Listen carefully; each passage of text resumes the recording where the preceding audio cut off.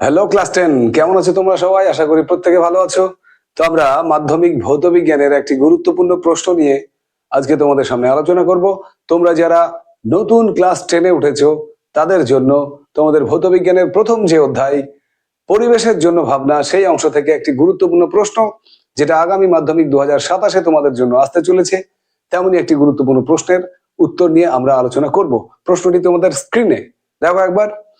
CFC কিভাবে ozone স্তরকে বিনষ্ট করে? দেখে নাও, সিএফসি অর্থাৎ ক্লোরোফ্লোরোকার্বন কিভাবে ওজোন স্তরকে ধ্বংস করে। আমরা জানি এই প্রশ্নটি যদি মাধ্যমিকে আসে, মাধ্যমিক 2027-এ, তাহলে আমরা তার উত্তর কিভাবে লিখবো না, আমরা জানি যে আমাদের স্ট্র্যাটোস্ফিয়ার, যেটা বায়ুমণ্ডলের স্তর, সেখানে প্রায় 90% ওজোন গ্যাস রয়েছে।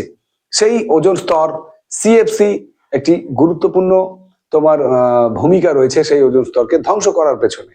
তো একটি সিএফসি মনে করো CH-Cl3, এটা যখন তোমার সূর্যের অতিবেগুনি রশ্মি এর সঙ্গে বিক্রিয়া করে, ইউভি রে বা আল্ট্রাভায়োলেট রে, তখন কি করে?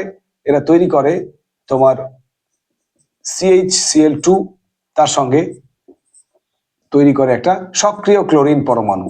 সক্রিয় ক্লোরিন পরমাণু, ঠিক আছে? এই সক্রিয় ক্লোরিন পরমাণু যেটা, সেই সক্রিয় ক্লোরিন পরমাণু এ আবার কি করে? ওজোন স্তরকে ভেঙে দেয়, ওজোন গ্যাসকে ভেঙে দেয়। কিসে ভাঙে? ClO প্লাস O2 গ্যাসে। এই ClO এটাও কিন্তু সক্রিয়, এর নাম ক্লোরো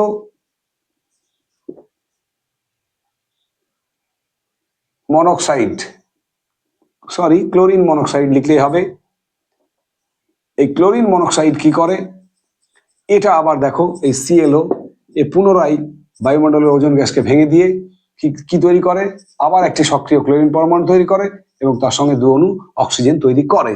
এইভাবে যে সক্রিয় ক্লোরিন পরমাণুটি উৎপন্ন হয়, সেই সক্রিয় ক্লোরিন পরমাণু কিন্তু ধাপে ধাপে ধাপে ওজোন স্তরকে বিনষ্ট করে এবং ওজোন স্তরের মধ্যে ওজোন হোল বা ওজনের ছিদ্র তৈরি করে দেয়। এইভাবে সিএফসি বায়ুমণ্ডলের ওজোন স্তরকে ধ্বংস করতে পারে।